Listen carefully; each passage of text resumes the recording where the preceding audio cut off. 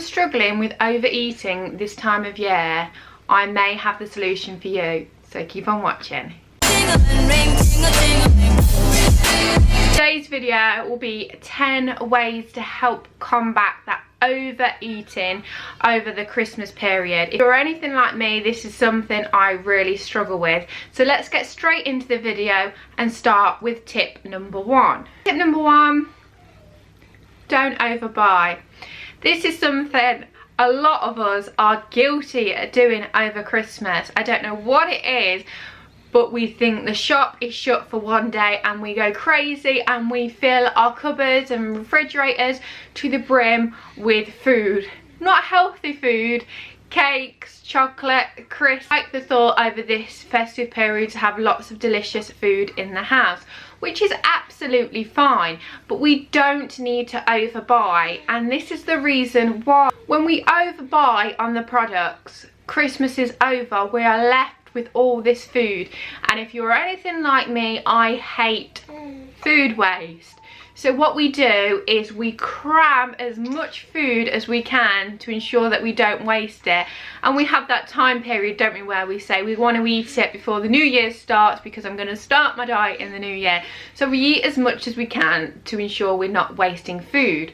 Whereas if we cut down a little bit, then we're not going to have that excess of food lying around after the Christmas period. If you want to buy food, more food, the shops are open. Most shops are open on Boxing Day, so you can go out, pick a few bits up, do an online shop. So your initial Christmas shop or the run up to Christmas, just try not to overbuy. Tip number 2, which links in nicely with tip number 1, is changing how you do your shop. And what I mean by that is, if you usually do your shop in store, maybe go for the option of online shopping. When we go in store, we see, especially this time of year, it is filled with the most delicious looking treats. There's cakes, there's Christmas chocolates, there's a bit of everything. And although we're only going in for certain items, we end up buying more than we need. So try online shopping, and that may help. Alternatively, if you don't enjoy online shopping, try making a list before you go in store and sticking to that list. It may seem obvious, but it may just help you, 1, not to overbuy, and 2, actually save you money. Don't get me wrong, it's Christmas, we all want a treat at Christmas, but try buying just your favourite chocolate, a small box of chocolates, and something that you can sit in the evening and you can enjoy, but your cupboards aren't full to the rim with all these chocolates. Tip number 3, which I think we are all guilty of, and that's being overly stressed at Christmas time. Stress can cause overeating. You ever heard of stress eating? Yes, a lot of us do it. And I know this time of year can be so stressful. So I've got a few tips to try and help reduce that stress over this Christmas period. The main tip for this is, if you know me, I love a list. I love writing down a list. Not on my phone, I love good old pen, paper, writing a list. So what I would suggest you do is think of all the things you need to do over this Christmas period, from the run up to the Christmas to actually Christmas. Write it all down, go back to that list and prioritise what needs doing. So you're then left with 2 lists. You've got things which definitely need doing, and other things, because we all have it, don't we? We think we have all this stuff to do, but when we look at it, it's some things are just not necessary. So if you've got these 2 lists, get all your important tasks done first, so then you're left with the not as important things to do. So if you're left the last few days and you're running around like a headless chicken, the most important things are already done. So if you're only left with these few other bits, if they don't get done, then it doesn't really matter. So yes, be a bit organised and make a list of what you know definitely needs doing first. Tip number 4, get more sleep. Again, an obvious one, and it also links sometimes with being a bit stressed over Christmas time and having a lot on your mind and not being able to sleep. But as a lot of you will know, is lack of sleep is linked to weight gain. So if you are not getting those Z's, you wake up already craving those sweet things and that sugar rush to try and keep you going through the day because your energy levels are low. So try and get a bit more sleep. Relax in the evening. Try and set 20 minutes aside to have a nice bath, wind down for the evening, get a book out, something to relax your mind and get you in that state of relaxation and ready to go to sleep for the evening. Tip number 5, drink more water. I am guilty of this, hence why I've just purchased this big, I think this is 2 litres, so it's your recommended amount of fluids you should have in a day, and it also has timestamps on it, so when you should aim to drink it by. I got that off Amazon. I'll link it below just in case anybody is interested. I think I brought in Black Friday, so it was half price when I got it. So yes, sometimes we think that we are hungry, but we're actually thirsty, and I'm guilty of feeling thirsty and just making myself a cup of tea because I enjoy a cup of tea. Hence Mr. Snowman here. We've not introduced him yet, have we? So yeah, get something like that that is going to help keep you hydrated throughout the day, and having those little timestamps on it as well really encourages you to keep on top of your fluids throughout the day. Tip number 7, plan, plan, plan. I've said it 3 times because it's one of the most important tips. If we are not planning, we are setting ourselves up for failure, unfortunately.